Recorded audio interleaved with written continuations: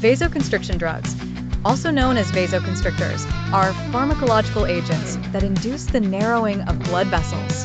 By constricting the blood vessels, these drugs play a significant role in regulating blood flow and pressure within the circulatory system.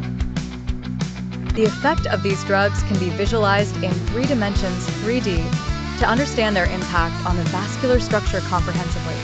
In a 3D model, the vascular system appears as a network of interconnected tubular structures, representing arteries, veins, and capillaries. When a vasoconstrictor is administered, it binds to specific receptors on the smooth muscle cells lining the blood vessels.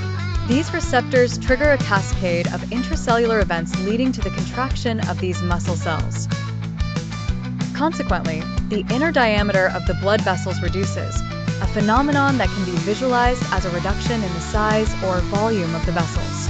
In the context of systemic circulation, vasoconstriction results in an increased resistance to blood flow.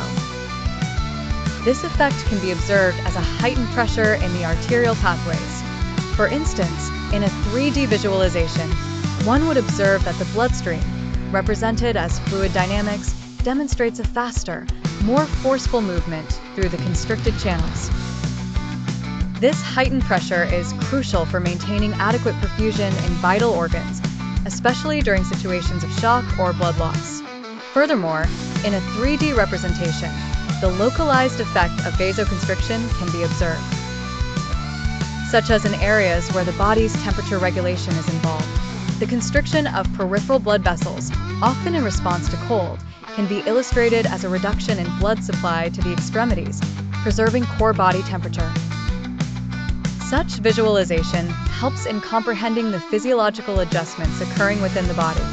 Additionally, chronic use of vasoconstrictors could result in structural changes within the blood vessels, such as thickening of the vessel walls.